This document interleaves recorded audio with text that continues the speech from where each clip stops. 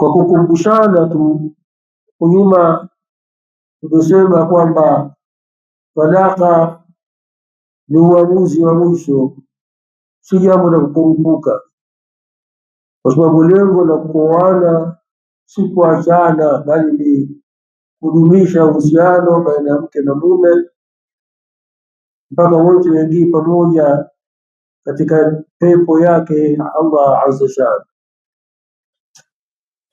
Kwa hiyo kuna taratibu maalum ambazo hizo zinasaidia kuifanya ndoa iendelee inapotokea kutokuelewana baina ya mke na mume. Tukasema miongoni mwa hayo kubwa zaidi, akitokea kutokuelewana baina ya mke na mume, huombwa kuja kusuluhisha uamuzi upande wa mume na upande wa mke. wa in khiftum shiqaqa bainihima fab'athu hakaman min ahlihi wa hakaman min ahliha. Allah asema yurida islahan, ndani yake pana siri. Wakija watu wawili hawa wakiwa ni watu wema, wamekusudia kufanya sulhu ya kweli, basi yuwaffiqillahu bainahuma, Allah atatia taufiki baina yao na masikilizano yaendelee. Kwa hiyo njia ya kwanza kuilinda ndoa wanapotokea purukushani baina ya mke na mume, hujitokeza mtu upande wa mume na upande wa mke kufanya sulhu. Hiyo ndio njia ya kwanza. Katika njia vile vile za kutaka kudumisha ndoa, tumesema kwamba ikitokea bahati mbaya kumwacha mke, basi kwa kauli jamhuri ni haramu kumwacha mke talaka tatu katika majlis. Ni haramu kumwacha mke talaka tatu katika majlis, katika kikao kimoja.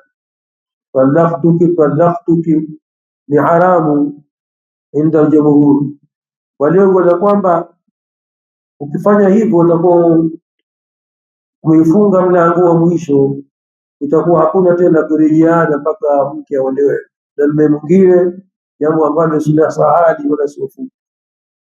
Sasa kwa kutaka kuilinda ndoa ni kuweka masharti magumu kama haya.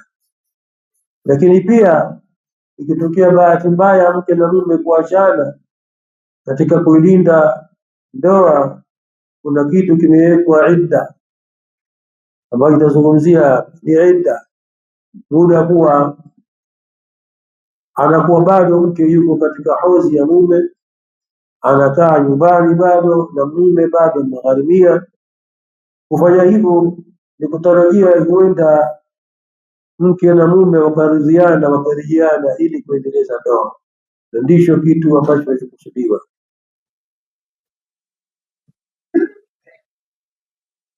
Sasa leo hapa tunazungumzia njia nyingine ya kutaka kuilinda ndoa, ni rejea, kama alivyofanya Bwana Mtume sallallahu alaihi wasallam kumrejea mke wake Ummul Mu'minin Hafsa binti Umar radhiallahu anha. Na mwenye haki katika kurejea akiwa mke bado katika idda, mwenye haki ndiye mume, kwa sababu bado mwanamke katika haki, katika hozi ya mume. wa buulatuhunna haqqu biraddihinna fi dhalika in aradu islaha, mume bado angali huyo anayo haki ya kumrejea mke wake muda wa kuwa eda ijesha.